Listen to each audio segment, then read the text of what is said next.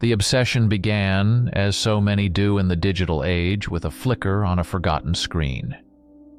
It was 2 in the morning, the kind of hour when the world feels thin and secrets seem closer to the surface. I was shoulder deep in the digital dustbin of the internet, burrowing through defunct forums and abandoned blogs for my archaeology thesis when I found it.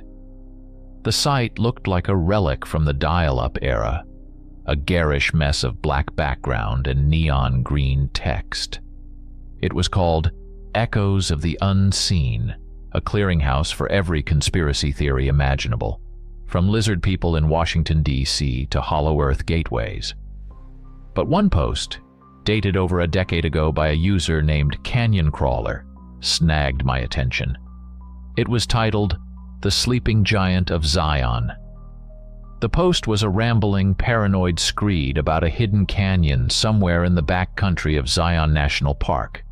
The author claimed it housed petroglyphs unlike any found in North America, telling a story of a war between gods and monsters. Most of it was junk, fever dream nonsense about government cover-ups and energies from deep space. But then came the coordinates. They were blurry, half erased from a photograph of a crumpled map. But they were there, a flicker of a possibility in a sea of digital noise. It was just enough. "You're not seriously considering this," Ben Carter said, leaning against the doorframe of my dorm room 2 days later. He had that pragmatic, slightly weary look he always got when I was about to do something stupid. He was a geologist, a man of rock and fact, and he viewed my field of study as little more than romanticized grave robbing. "It's not stupid, it's a lead," I countered, tossing a new coil of rope into my already overstuffed backpack. "Think about it, Ben. A completely undocumented petroglyph site in a park as well-traveled as Zion.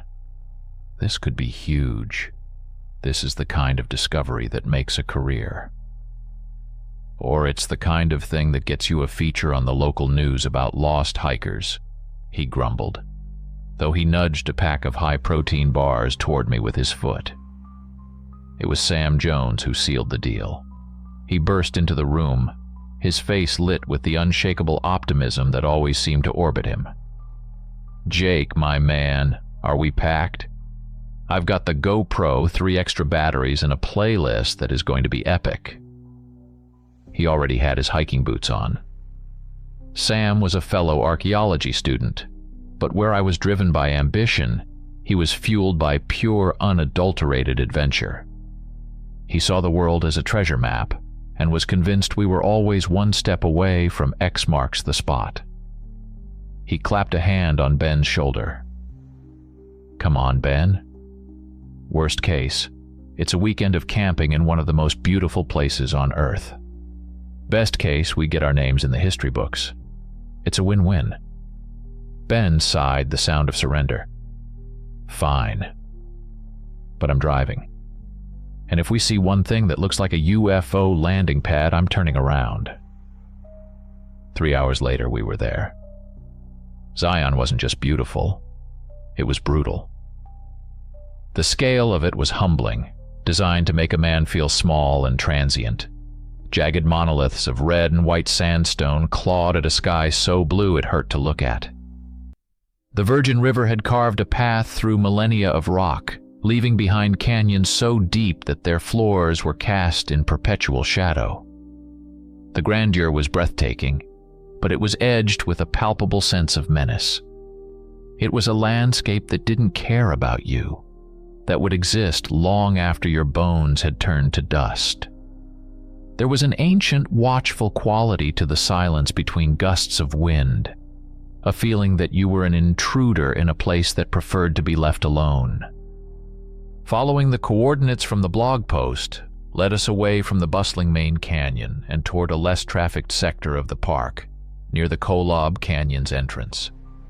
The paved trails gave way to dirt paths, and soon we were consulting our GPS in an area that was little more than rock and scrub brush. It was here that we saw him. He was a park ranger, leaning against the fender of a dark green pickup truck. He was a tall man, with a stillness about him that seemed to mimic the great stone formations around us.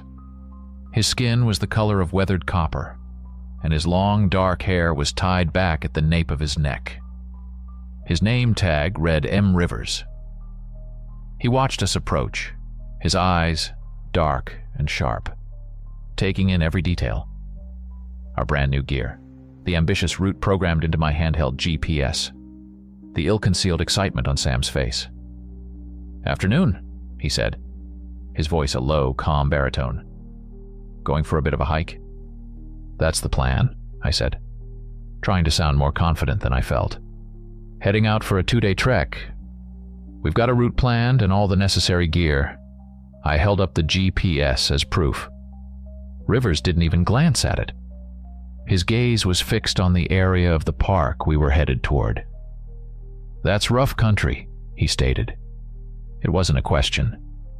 No marked trails. Lot of cougar activity this season. The rock formations out there, they can be unstable. Shed rock without warning. "We'll be careful," Ben chimed in, always the responsible one. "We've logged our route and expected return time with the main ranger station." The ranger nodded slowly, but his eyes never lost their intensity. He looked from the map to our faces, and it felt like he was searching for something more than just our preparedness. "There are official trails for a reason," he said, his tone shifting, losing its professional detachment and taking on a quiet gravity. "They guide you through the beauty of this place, but they also guide you around its dangers." He paused, looking directly at me. "There are places out here that keep their own history, son. Some stories aren't meant to be read." The air grew heavy. His words hung there, more than just a standard safety warning. It felt personal, ancient. For a moment I saw a flicker of something in his eyes. A deep, profound weariness, as if he'd given this same speech 100 times before and already knew how it would end. But then, the ambition, the burning desire for discovery, washed it away. He was just a ranger, overly cautious, maybe a bit superstitious, tasked with keeping city kids from getting themselves killed. "We appreciate the warning, sir," I said, offering a polite smile. "We'll stick together and keep our eyes peeled." He held our gaze for a moment longer, then gave a single, almost imperceptible nod. "Your choice," he murmured, before turning to get back into his truck. We watched him drive away, a plume of dust rising in his wake. "Well, that was weird," Sam said, breaking the silence. Dude sounded like he was quoting a fortune cookie. "He's just doing his job," Ben said, though he looked a little shaken. "He's right, you know. This is probably a bad idea." "It's not a bad idea," I insisted, my voice firm. "It's an adventure." But as we turned away from the dusty track and stepped into the untamed wilderness, leaving the world of marked trails and ranger warnings behind, I couldn't shake the feeling of his dark eyes on our backs, and deep down, a cold knot of doubt began to form in my stomach. We were ignoring the advice of a man who knew this land far better than we did, chasing a ghost story from the internet into a place that kept its own secrets. The majestic red cliffs no longer looked merely beautiful. They looked like teeth, waiting patiently to chew us up and spit us out. Ranger Rivers hadn't been exaggerating. The country was brutal. What looked on the satellite map like a gentle, rolling incline was in reality a treacherous maze of thorny mesquite, dagger-sharp yucca, and loose scree that slid under our boots with every step. The sun beat down relentlessly, reflecting off the pale sandstone and baking the air until it shimmered. Within an hour, our confident strides had devolved into a weary, sweat-soaked trudge. We were no longer adventurers. We were just 3 guys, panting and bleeding from a dozen minor scratches, fighting the landscape for every foot of progress. "You know," Ben gasped, pulling a cactus spine from his calf, "I'm starting to think Canyon Crawler was less of an intrepid explorer and more of a liar with a keyboard." "He said it was hidden for a reason," Sam countered, ever the optimist, though even his enthusiasm was beginning to wilt in the heat. "If it were easy, everyone would know about it." It was as we pushed deeper that I started to notice the signs. At first, they were small things, easily dismissed. A series of deep, vertical gouges in the trunk of a juniper tree, about 7 feet off the ground. They were too high and too uniform for a cougar's scratching post. Then we found the tracks. The ground was hard-baked clay, but in a shaded wash where the soil was softer, we saw them. They were huge, nearly 20 inches long, vaguely humanoid but with a splayed, bestial quality that was deeply unsettling. "What in the hell makes a print like that?" Ben whispered, crouching down to get a closer look. He was a geologist.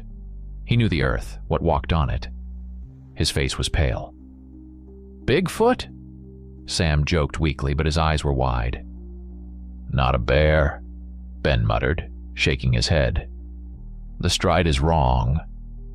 And there are no claw marks where you'd expect them. It's too heavy. Look how deep the heel is pressed into the ground." I felt a cold dread that had nothing to do with the shade. These weren't just tracks. They were a warning. A clear, silent declaration that something immense and unknown shared this space with us. My mind flashed back to the ranger's grave expression. There are places that keep their own history. We pressed on, our conversation dwindling to nothing, replaced by the sound of our own ragged breathing and the unnerving crunch of our boots on the dry earth. The feeling of being watched intensified, becoming a tangible pressure on the back of my neck. We almost missed the entrance. It was a mere shadow, a fissure in a towering wall of red rock, almost completely obscured by a thick curtain of ancient ivy. The coordinates on my GPS blinked insistently, confirming this was the place. The air flowing out of the opening was startlingly cold, a stark contrast to the oppressive heat of the afternoon. It carried a damp, earthy scent, the smell of a place that hadn't seen sunlight in centuries. "This is it," I breathed, my heart hammering against my ribs. The canyon of the sleeping giant. Stepping through the fissure was like entering another world. The roar of the wind was gone, replaced by a profound, tomb-like silence. The canyon was narrow, no more than 50 feet across, and its walls soared up for what must have been 1,000 feet, leaning in so closely that they almost touched, leaving only a sliver of blue sky visible above.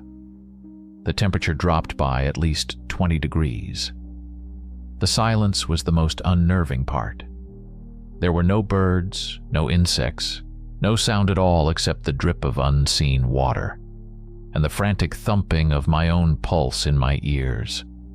The feeling of being an intruder was overwhelming. It felt sacred and deeply, terribly wrong. And then we saw it. On the western wall of the canyon, shielded from the elements by a massive overhang, was a canvas of stone that stretched for 100 yards. It was covered from top to bottom with petroglyphs. They were astonishingly well preserved, the carved lines still sharp and clear, glowing a faint, pale white against the dark red of the rock. For a moment we could only stare, awestruck. This was it. The discovery of a lifetime. The sheer scale and artistry were beyond anything I had ever studied. But as we drew closer, the awe began to curdle into unease. The images didn't depict the usual scenes of hunting or harvest. They depicted war. A brutal, epic conflict was etched into the stone. On one side were tall, slender figures with human-like bodies but the heads of wolves. They wielded obsidian spears and stone axes, their forms captured in dynamic poses of desperate courage. Their opponents were a singular, terrifying entity, depicted over and over again.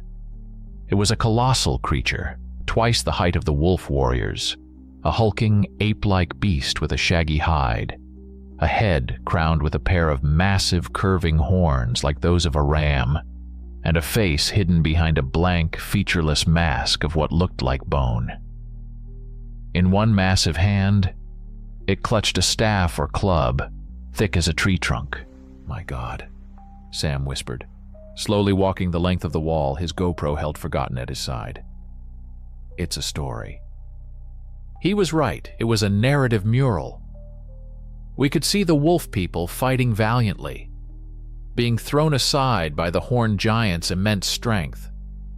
We saw them falling, their carved forms lying broken at the creature's feet. The final panel was the most detailed. It showed the remaining wolf warriors, dozens of them, surrounding the giant at the base of this very cliff. They weren't fighting it anymore. They stood with their spears pointed inward, forming a circle, while several figures who looked like shamans held their hands up toward a large, distinct section of the rock wall. The giant was shown being forced back into what looked like a cave, its form roaring in silent, stony fury. Right in the center of that final, climactic scene, at the very spot where the giant was being imprisoned, was a large, flat slab of stone, about 6 feet tall and 4 feet wide. It was clearly a separate piece, set into the cliff face. Its surface was covered in a complex spiral pattern, completely different from the art around it. It pulsed with a strange energy, looking less like a carving and more like a lock. "This is the seal," I murmured, my voice hoarse. They weren't just telling a story. They were creating a magical prison. Sam, mesmerized, stepped closer to the slab, tracing the lines of a wolf shaman with his fingers. "The detail is incredible," he said, his archaeologist's curiosity overriding everything else. "I've never seen a technique like this." To get a better angle, he placed his hand flat against the spiral-covered slab for support and leaned in. The sound that followed was the most sickening I have ever heard. It wasn't loud, but it was deep and resonant, a grating groan of stone on stone that seemed to vibrate through the soles of our boots and up into our teeth. Under Sam's hand, the great slab had moved. It shifted inward just an inch, but it was enough to break a seal that had held for millennia.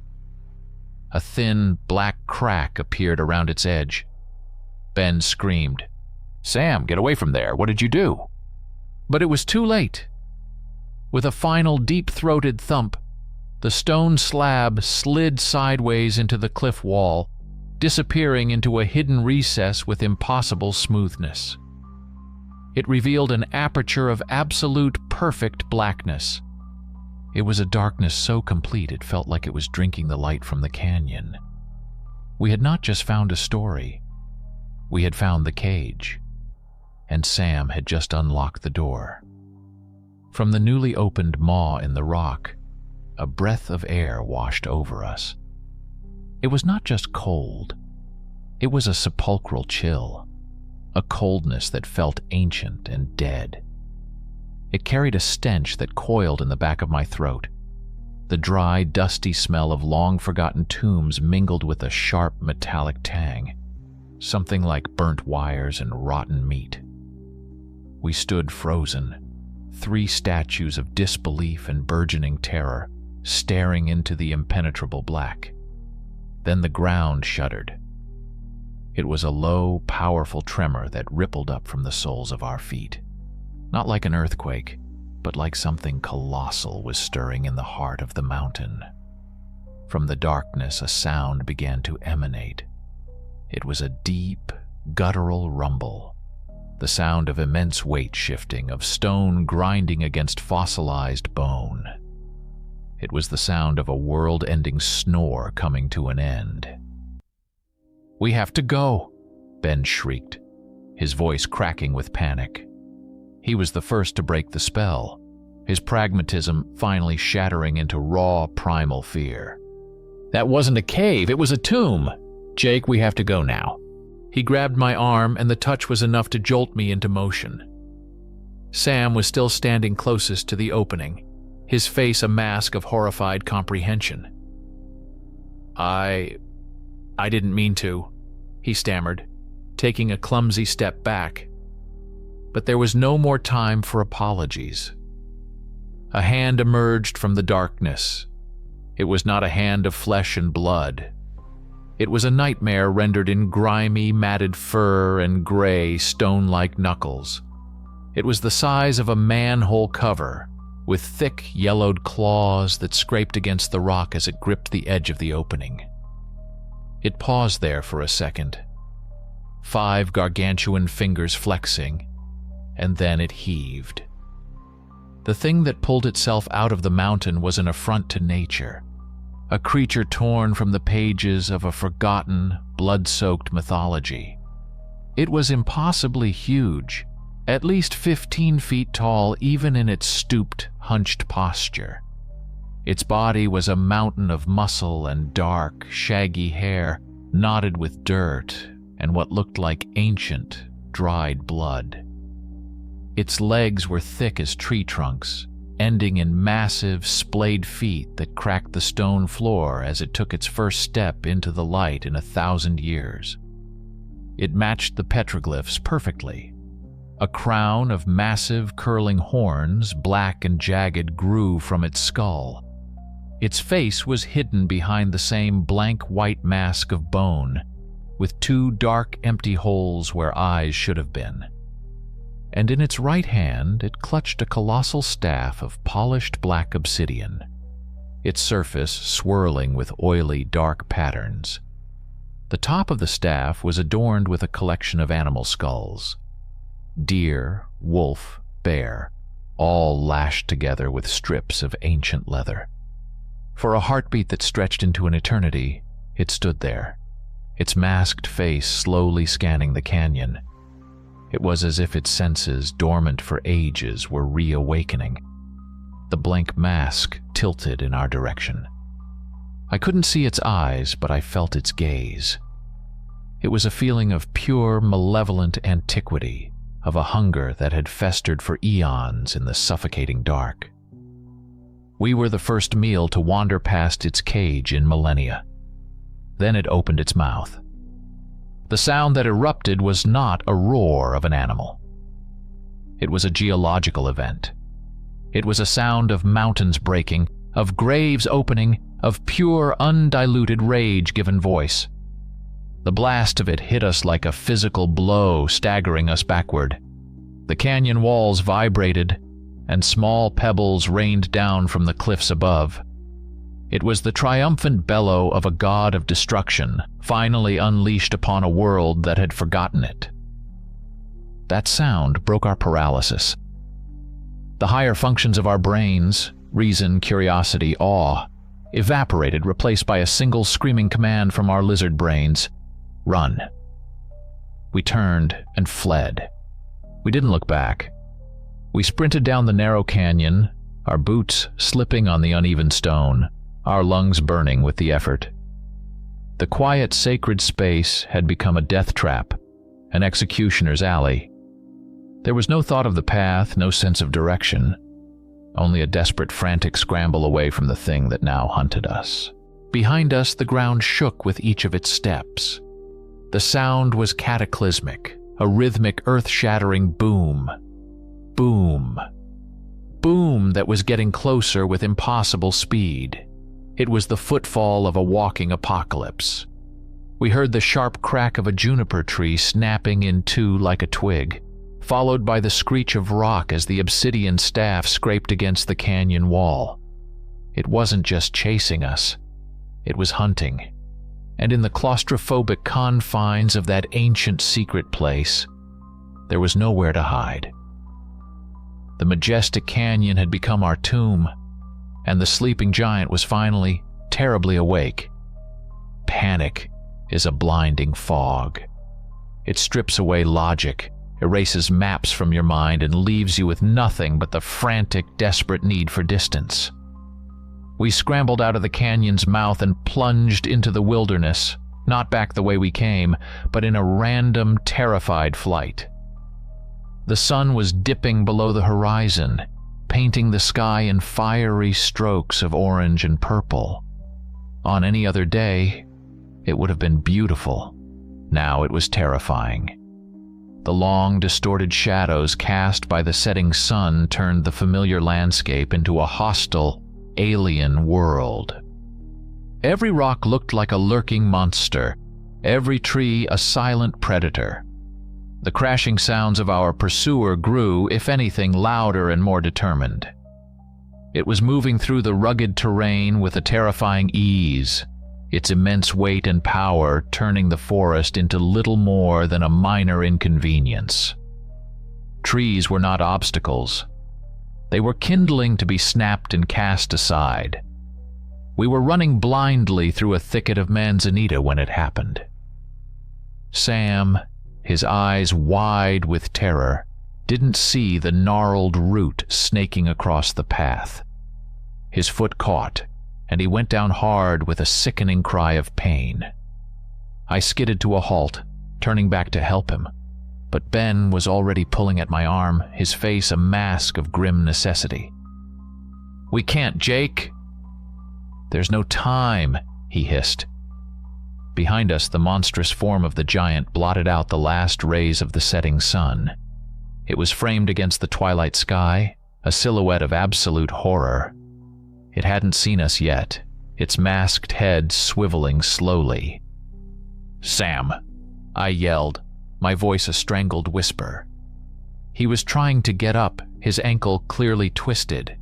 He looked from us to the approaching behemoth, and a look of terrible final understanding crossed his face. "Go!" he mouthed, his voice lost in the sound of his own ragged breaths. "Run!" Ben dragged me behind a massive sandstone boulder, his grip like iron. We flattened ourselves against the cold rock, trying to will ourselves invisible. The giant's footsteps slowed. It stopped near where Sam had fallen. We held our breath, our bodies trembling uncontrollably. We couldn't see him, but we could hear him. A small, terrified whimper. Then came a single, desperate scream. It was a sound of pure agony and terror, a sound that will be burned into my memory until the day I die. And then, just as suddenly, it was cut short. A wet, crunching sound followed, and then silence. A profound, terrible silence, broken only by the heavy, rhythmic breathing of the monster. Tears streamed down my face, hot and silent. Ben was shaking beside me, his hand clamped over his own mouth to stifle a sob. The creature stood there for a long moment, and then its masked head turned slowly, inexorably, toward our hiding place. It had sensed us, or smelled us. The heavy, shuffling footsteps started again, coming right for our boulder. This was it. We were going to die here, crushed into the dirt by something that shouldn't exist. Just as the giant's shadow fell over us, a brilliant flash of red light erupted from the woods to our left. A loud hiss, bang, split the air, and a flare streaked through the twilight, exploding in a shower of magnesium-white sparks directly in front of the creature's masked face. The giant recoiled with a guttural roar of what sounded like pain and confusion. It shielded its face with one massive arm, momentarily blinded and disoriented by the sudden, brilliant light. "Now! Move!" a voice commanded from the darkness. Out of the shadows emerged the figure of Ranger Rivers. He moved with a fluid, predatory grace that seemed impossible for a man his size. There was no fear on his face, only a grim, focused intensity. He didn't wait for us to react. He grabbed the front of my shirt and Ben's pack and practically threw us deeper into the woods. "This way! Don't stop for anything!" We didn't need to be told twice. We scrambled after him, our legs pumping on pure adrenaline. The giant roared again behind us, a sound of frustrated fury, but we didn't dare look back. Rivers led us on a weaving, impossibly fast path through the darkening forest, his knowledge of the terrain absolute. He moved with the certainty of an animal in its own territory. Finally, he shoved us into a shallow cave carved into the base of a cliff, a space barely large enough to conceal us. He stood at the entrance, a hunting knife now gleaming in his hand, his body a tense silhouette against the deepening gloom. He listened, his head cocked, for several long minutes. The sounds of the giant's rampage faded into the distance as it continued its search in the wrong direction. Only when the forest was silent again did he turn to us. The calm, professional ranger was gone. In his place was someone harder, more ancient. His eyes seemed to glow with a faint, feral light in the darkness of the cave. "I warned you," he said, his voice low and laced with an anger that was terrifying in its control. "I told you to leave it alone." "What is that thing?" Ben stammered, his body still racked with tremors. Rivers looked out into the night. "Its name is Jotun, an old name. It means devourer in the tongue of my people. You would call it a spirit of destruction, an echo of a time when the world was violent and unformed." My mind reeled, trying to process the insanity of the situation. "You knew," I whispered, the realization dawning on me. "You knew it was there. That's why you warned us." He turned his piercing gaze on me. "My family has watched over that canyon for 1,000 years. It is our duty, our burden. We are the descendants of the ones who sealed it away." He gestured vaguely in the direction of the petroglyph canyon. "Those carvings you found? That wasn't just a story. It was a warning, and it was the lock on a cage you just broke." He let that sink in, the full weight of our catastrophic mistake. We hadn't just trespassed, we had desecrated a sacred trust and unleashed a nightmare. The wolf-headed people," I managed to say. "That was your tribe?" A strange, grim smile touched his lips, but it held no humor. "You could call us that. In the old tongue, our name is the Hosh Khan, the Keepers." He paused, and the last vestiges of the Park Ranger persona fell away, revealing the raw, primal truth beneath. "But the legends your people have, the stories you tell around campfires when the moon is full, you have another name for us." The silence in the small cave was absolute, broken only by our ragged breathing and the distant whisper of the wind. Rivers stood like a statue of granite, the weight of centuries seeming to settle on his shoulders. When he spoke again, his voice was the low rumble of a gathering storm, a voice meant for telling stories in the deep dark of the world. "Before this land had a name, before the first of your people ever saw these canyons, there was a war," he began. "The Jotun were not the only ones of their kind. They were a race of titans, ancient and cruel, who saw the world as their personal quarry. They broke mountains for sport and drank rivers dry. The spirits of the land, the rocks, the trees, the animals, cried out in pain. My people were just men then, hunters and gatherers living in the shadow of these monsters. We were their prey." He looked at us, his eyes boring into ours, making sure we understood. "The spirits of the wild answered our prayers. They offered us a gift, a covenant. They would grant us the strength to fight the titans, the speed to outrun them, the ferocity to tear them down. But the gift came at a price. To wield the power of the beast, we had to become one. The impossible truth of his words hung in the air. The wolf-headed men on the canyon wall. Werewolves. It was insane, the stuff of cheap horror movies. Yet standing here in the oppressive darkness with the memory of that 15-foot monster still burning in my mind, it felt like the only possible logic.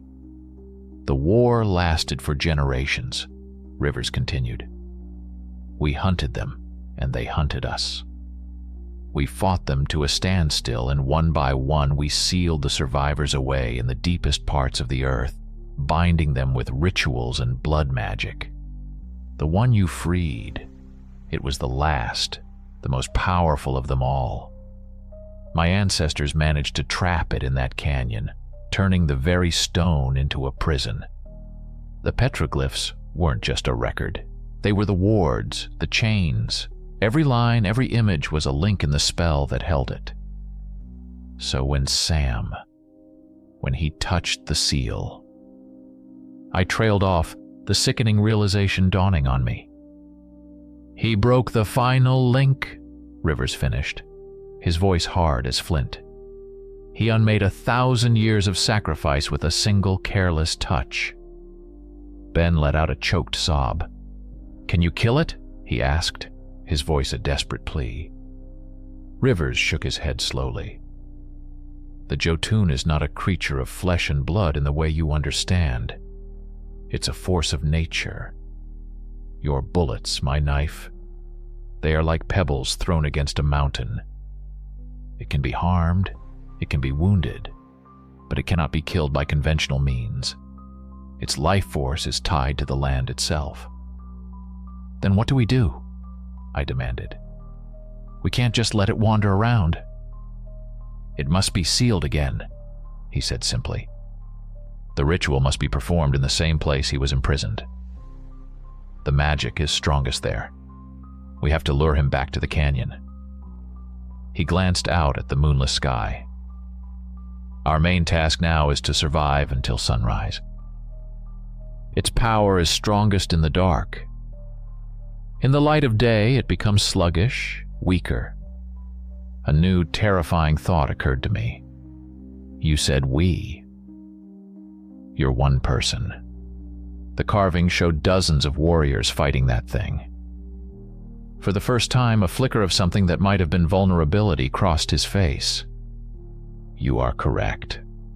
I cannot do this alone. He reached into a leather pouch on his belt and produced a small, intricately carved wooden flute.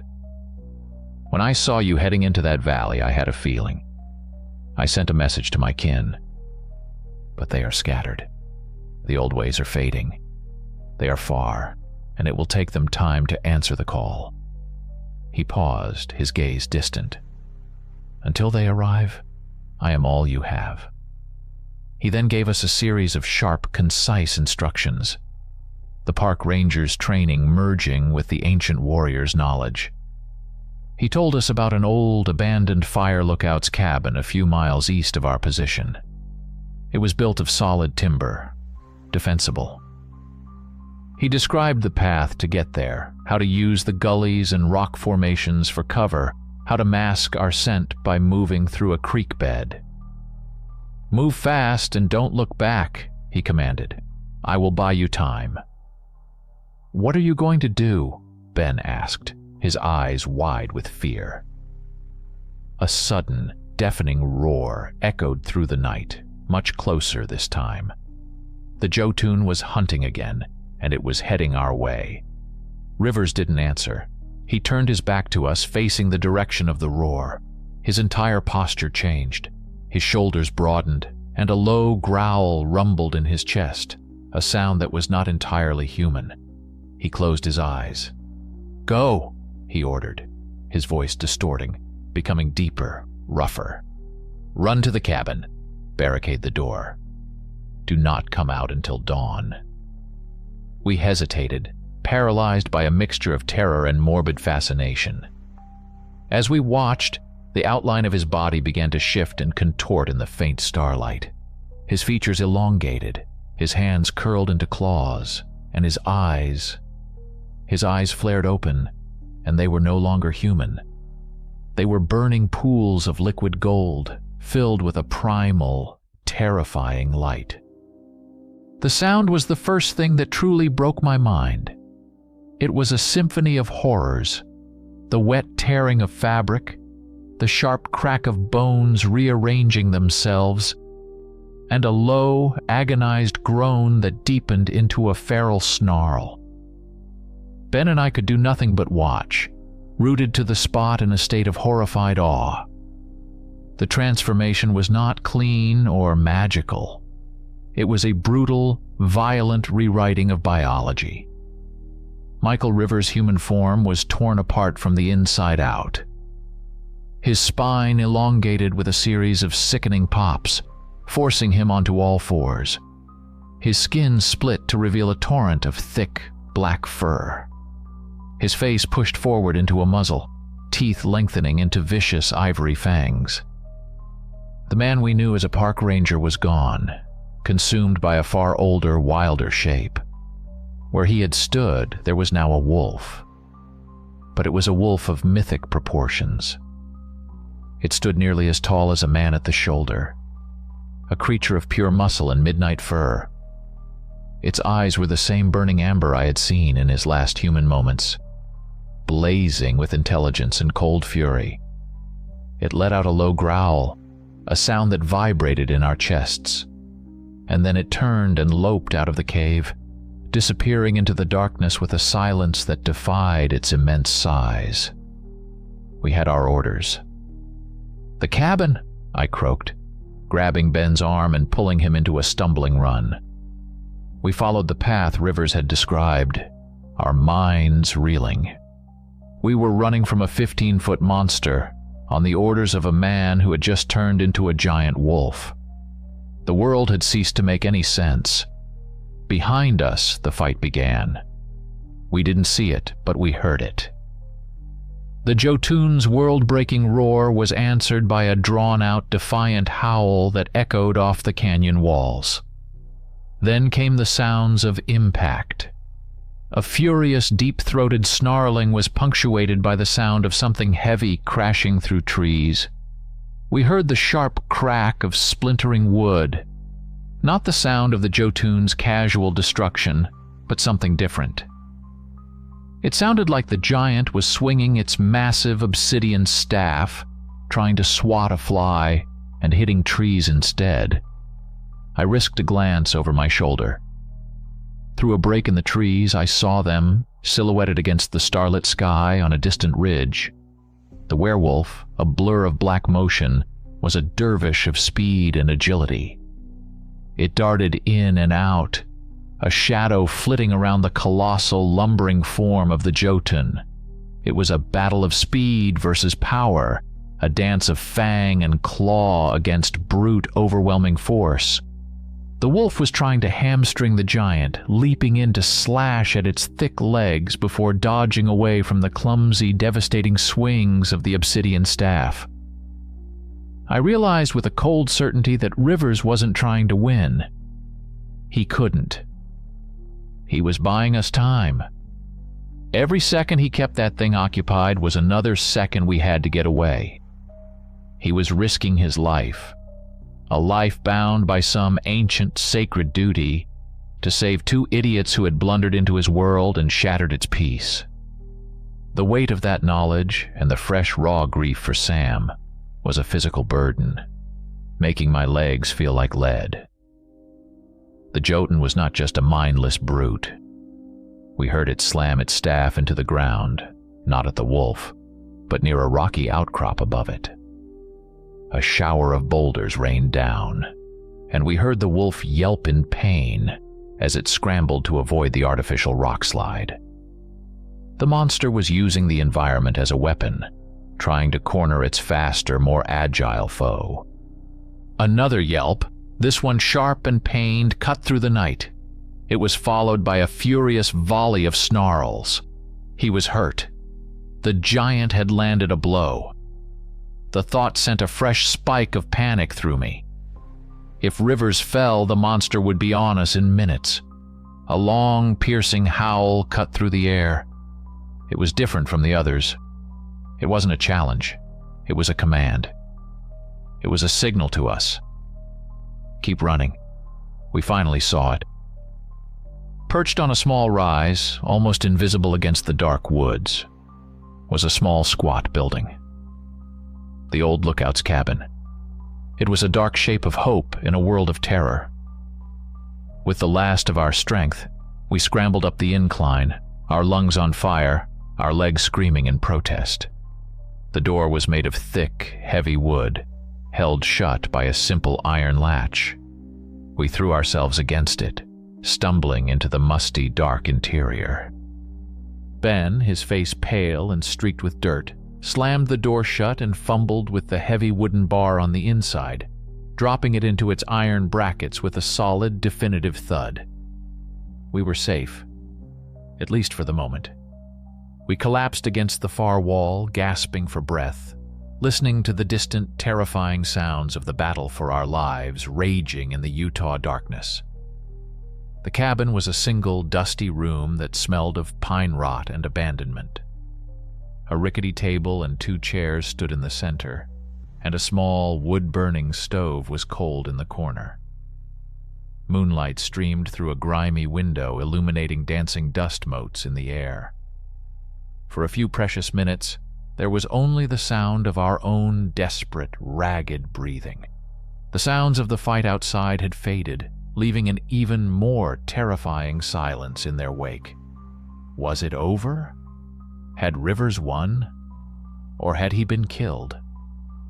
My eyes fell on a small, leather-bound book on a shelf next to the stove. A diary.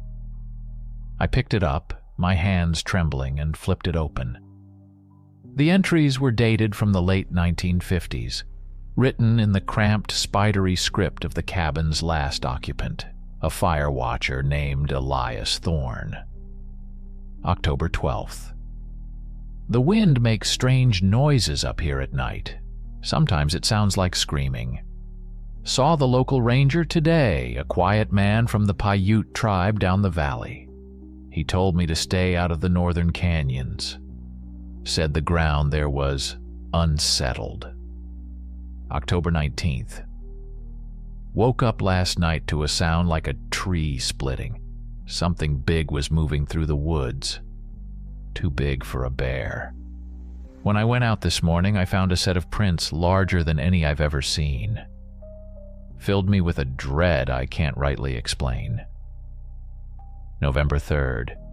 It's the feeling of being watched. It never leaves. I feel like a bug in a jar. There's something ancient in these hills, something that hates the light and everything that lives in it. I am leaving tomorrow. This place belongs to the night. A cold dread washed over me. This wasn't the first time. The presence of the Jotun, even in its slumber, had been felt. It had been leaking out, poisoning the land around it for decades. Suddenly, the silence outside was broken. It wasn't the sound of the fight. It was a slow, heavy, rhythmic thump. Thump. Thump. And it was getting closer. Ben's head snapped up, his eyes wide with terror. "It knows we're here," he whispered. The footsteps stopped directly outside the cabin. The air grew thick and heavy, charged with a malevolent energy. We held our breath, listening. A soft, scraping sound came from the wall, the sound of a giant claw dragging idly across the wood. It was toying with us. Then came the blow. An earth-shattering crack exploded through the small room as the Jotun slammed its full weight against the wall. The entire cabin shuddered violently, and the timbers groaned in protest. Dust and splinters rained down from the ceiling. Another blow landed, harder this time, and one of the thick planks that made up the wall split down the middle with a sound like a gunshot. Daylight was visible through the crack. We were trapped. This wooden box was not a fortress. It was a coffin. "We have to do something," Ben screamed over the ringing in my ears. My eyes darted around the room, searching for a weapon, for anything. They landed on an old kerosene lamp on the table. An idea, born of pure animal desperation, sparked in my mind. "The lamp and that cloth?" I yelled, pointing to some old rags in the corner. Working with frantic speed, we shattered the lamp's glass, stuffed a rag down into the kerosene-soaked basin, and lit it with a match from a box by the stove. The Jotun struck the wall again, and this time a whole section of the wall splintered inward, revealing the horrifying, bone-masked face staring in at us. "Now!" I screamed. Ben and I hurled the makeshift firebombs through the broken wall and the window. They weren't explosions, but they burst into whooshing blossoms of flame as they hit the monster's shaggy hide. The Jotun let out a bellow of pain and surprise, stumbling backward and swatting at the flames that began to lick at its dark fur. It was a momentary distraction, but it was all we were going to get. Just as the giant recovered, its face contorted in a mask of primal fury. A black shape launched itself out of the darkness. It was Rivers. He was a nightmare of fur and fangs, his coat matted with blood and dirt, one leg dragging uselessly behind him, but his eyes burned with an unyielding fire. He slammed into the Jotun's back, his claws digging deep, his fangs sinking into the creature's shoulder. The monster roared, twisting and turning, trying to dislodge the giant wolf, but Rivers held on with the tenacity of a dying god. He was buying us another chance. "The canyon! He said go back to the canyon!" I yelled to Ben. Seeing our opening, we didn't hesitate. We scrambled through the gaping hole the Jotun had just made in the wall and sprinted back into the terrifying darkness of the forest. Behind us, the sounds of the desperate, unequal battle began anew. A soundtrack for our frantic flight back to the place where this nightmare had begun. Running on pure, unadulterated fear, we retraced our steps through the hostile twilight. Every snap of a twig sounded like the Jotun's footfalls, every gust of wind like its monstrous breathing. The battle behind us raged on, a symphony of roars and snarls that grew fainter with every step we took. It was a sound I would never forget, the sound of one being selfless sacrifice for our foolish mistake. As we neared the entrance to the hidden canyon, the sounds of the fight grew closer again, but they had changed. The furious, rapid attacks of the wolf had been replaced by pained yelps and ragged growls. The Jotun's roars were triumphant, booming. Rivers was losing. Badly. We found a vantage point on a rocky ledge overlooking a small clearing not far from the canyon's mouth. The scene below was one of brutal devastation. The ground was torn up, small trees were flattened, and in the center of it all, the desperate final act of the battle was playing out. Rivers was a bloody mess. His magnificent black coat was matted and torn, revealing deep gashes in the muscle beneath. His left hind leg was clearly broken, dragging uselessly behind him.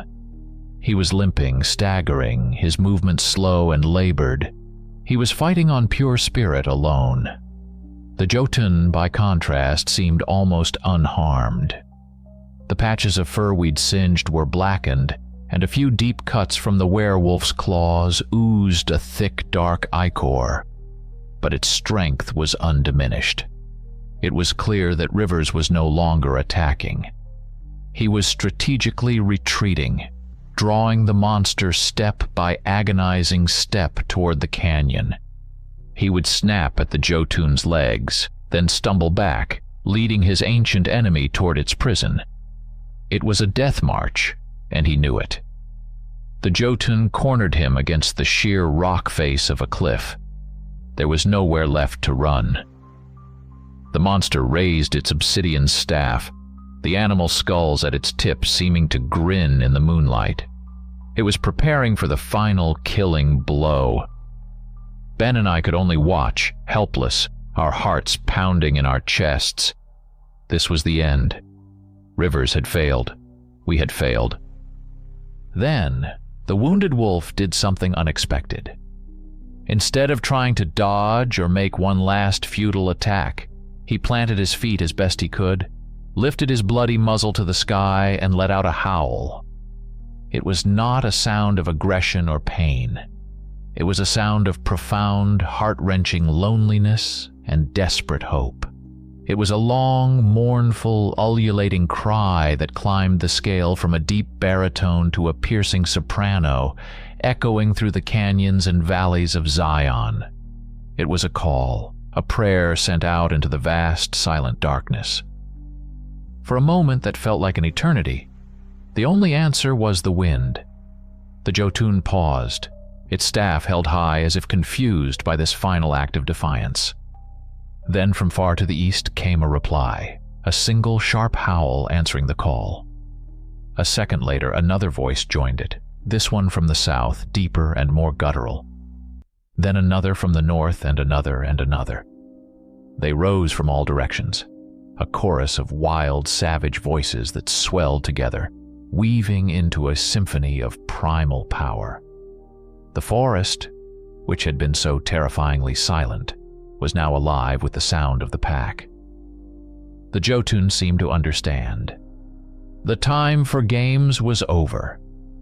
It let out a furious roar and brought its massive staff down in a devastating arc aimed directly at the wounded wolf's head. With a final, heroic burst of speed, Rivers lunged forward, not away from the blow, but into it. He ignored the descending staff and clamped his powerful jaws onto the Jotun's thick wrist, sinking his fangs deep into the creature's arm. It wasn't an attack meant to kill. It was an anchor, a desperate attempt to buy just a few more precious seconds. The staff blow, thrown off target by the move, glanced off the wolf's shoulder with a sickening crunch, sending him sprawling to the ground. But he had done his job. From the surrounding darkness, shadows began to emerge. They flowed from between the trees, silent as ghosts.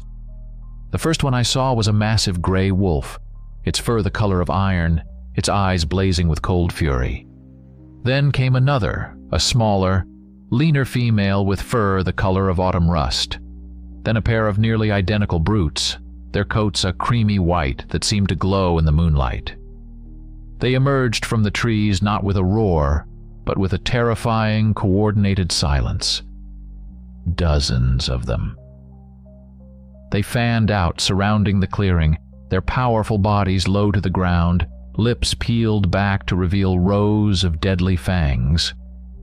The pack had arrived.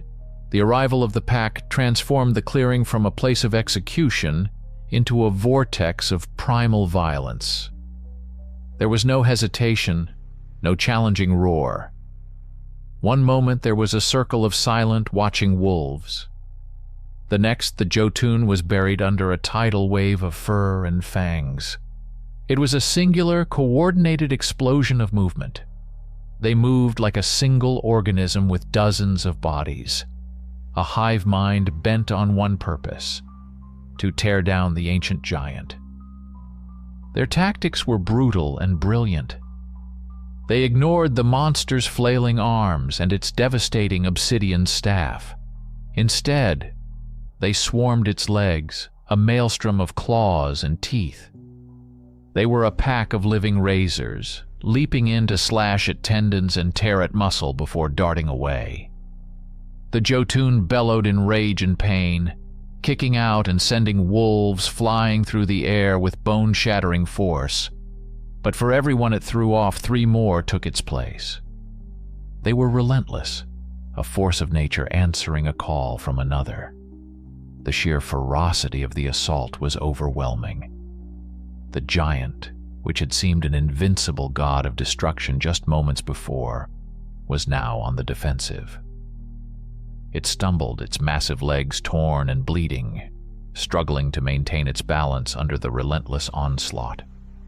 It swung its staff in wide, sweeping arcs, but the wolves were too fast, too low to the ground. It was like trying to fight a flood with a hammer. One of the huge white wolves, larger than the others, saw an opening. As the Jotun staggered from an attack on its left leg, the white wolf lunged not at its flesh, but at its weapon. Its jaws clamped down on the thick obsidian staff. With a furious twist of its powerful neck, it ripped the weapon from the giant's grasp. The staff flew through the air and clattered uselessly against the rocks a dozen yards away. Losing its weapon seemed to break something in the Jotun. Its calculated brutality devolved into blind, panicked rage. It roared, flailing its huge arms, smashing its fists into the ground, but its attacks were clumsy and unfocused. It had lost its primary tool of destruction and was reduced to a cornered, furious beast. The wolves pressed their advantage. The tide had turned completely. The hunt was now a rout. The pack began to change its tactics, no longer just wounding the giant, but hurting it. With coordinated snaps and lunges, they forced the stumbling, roaring monster backward, step by painful step, away from the clearing and toward the narrow, shadowed entrance of the hidden canyon. As the Jotun was forced back into the place of its long imprisonment, I saw figures emerge from the gloom near the canyon mouth. It was Rivers, back in his human form, leaning heavily on one of the white-furred keepers who had also transformed back. With them were two others, an old woman with a face like a road map of ancient sorrows, and a stern-faced man with braids of gray hair. They weren't fighting. They were chanting. Their voices rose in a chorus, singing in a language that was all guttural clicks and long, resonant vowels. It was a sound older than the rocks themselves. As they chanted, a faint pale light began to emanate from the petroglyphs on the canyon walls. The spiral symbols on the recessed stone slab pulsed with a soft, blue-white energy. The ancient lock was being reawakened. The wolves, with one final unified push, shoved the shrieking, terrified Jotun over the threshold and back into the absolute darkness of its prison. The old woman slammed her hands against the rock wall. With a deafening, grinding screech of stone, the massive slab slid back into place, sealing the opening. The blue light from the symbols flared brilliantly for a single heartbeat, then winked out, plunging the canyon back into silence and moonlight. The Jotun was gone. The only sounds left were the heavy panting of the wolves and the whisper of the wind through the pines, carrying with it the last echoes of a forgotten war. The first rays of dawn crept over the canyon rim, bathing the scene of devastation in a soft, forgiving light. The clearing looked like it had been hit by a tornado. The ground was scarred with deep furrows, and splintered trees lay like fallen soldiers. The keepers, now all back in their human forms, were tending to their wounded. The air was thick with the metallic smell of blood and the exhausted quiet that follows a great battle. Ben and I remained on our ledge, too stunned and terrified to move, until a figure looked up and beckoned to us. It was Rivers. He was pale and leaning heavily on a makeshift crutch. His leg crudely splinted, but he was alive. We scrambled down the rocks on unsteady legs and approached the group. They stood in a loose circle, their faces grim and unreadable. They were a diverse group, men and women of various ages, but they all shared the same piercing, intelligent eyes and a quiet, formidable presence. They looked at us not with anger, but with a profound, weary disappointment. An older man with gray braids, who seemed to be their elder, stepped forward. His face was a mask of stern authority. "You have trespassed in a holy place," he said, his voice quiet but carrying immense weight. You have broken a peace that was bought with the blood of our ancestors. And you have cost us. Look." He gestured to the side where several keepers were gathered around two still forms on the ground. They had not survived the Jotun's final flailing rage. The cost of our mistake was laid bare before us. Guilt, cold and sharp, twisted in my gut. We didn't know," I stammered, the words feeling pathetic and hollow. "Ignorance is not an excuse for sacrilege," the elder said, his eyes like chips of obsidian. "The world of men has forgotten the old ways. You see the world as a thing to be mapped, catalogued, and conquered. You do not see the locks on the doors you should not open. Your world is not ready for the truth of ours." My throat was dry. "What about our friend?" "Sam." Rivers stepped forward, his expression filled with a deep, quiet sorrow. "We found what was left of him," he said gently. "His death was swift. He did not suffer long." The finality in his voice closed a door in my heart. The elder fixed us with an unblinking stare. "We now have a problem. You. You have seen what you should not have seen. The fragile peace between our worlds is maintained by secrecy. If your story got out, it would bring an end to everything my people have fought to protect. Your scientists, your governments, your armies. They would descend on this place, and the chaos that would follow would be unimaginable." He let the silence stretch, the implication hanging heavy in the cool morning air. "We have two choices," he continued, his voice devoid of emotion. "We can correct our mistake. We can ensure the secret dies with you, here and now. Your bodies will never be found." Ice flowed through my veins. Ben let out a small, terrified gasp. "Or," the elder said, raising a hand, "you can take a vow. A binding oath, sealed with the old magic. You will never speak of what you saw. You will never write of it. You will carry this knowledge to your graves in absolute silence. The magic will ensure it. If you try to speak the truth, the words will turn to ash in your mouth. The memory will become a fire in your mind. The secret will keep itself." There was no choice, not really. It was a life of silence or no life at all. "We swear," I said, my voice barely a whisper. Ben nodded frantically beside me. The old woman from the ritual stepped forward. She chanted a few soft words and gently touched each of our foreheads. Her touch was cold, and I felt a strange, heavy weight settle deep within my mind. A permanent presence that felt like a locked room I could never again enter. "It is done," the elder declared. "Now, here is the story you will tell. Your friend Samuel Jones tragically fell from a cliff during an unsanctioned hike. You two, lost and in a state of shock, wandered for a day until you were found by a search party led by Park Ranger Michael Rivers.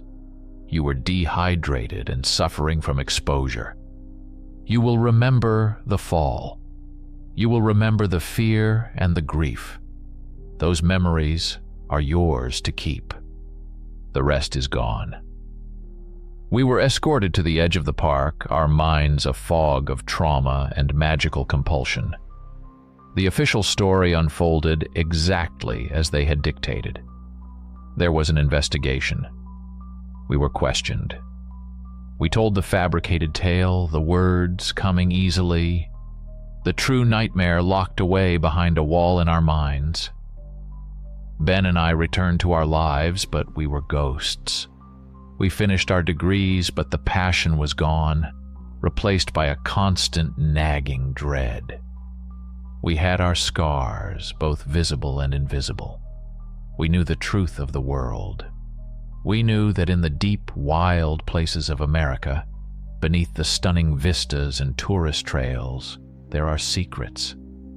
We knew that the world is protected by unseen guardians who fight forgotten wars in the shadows.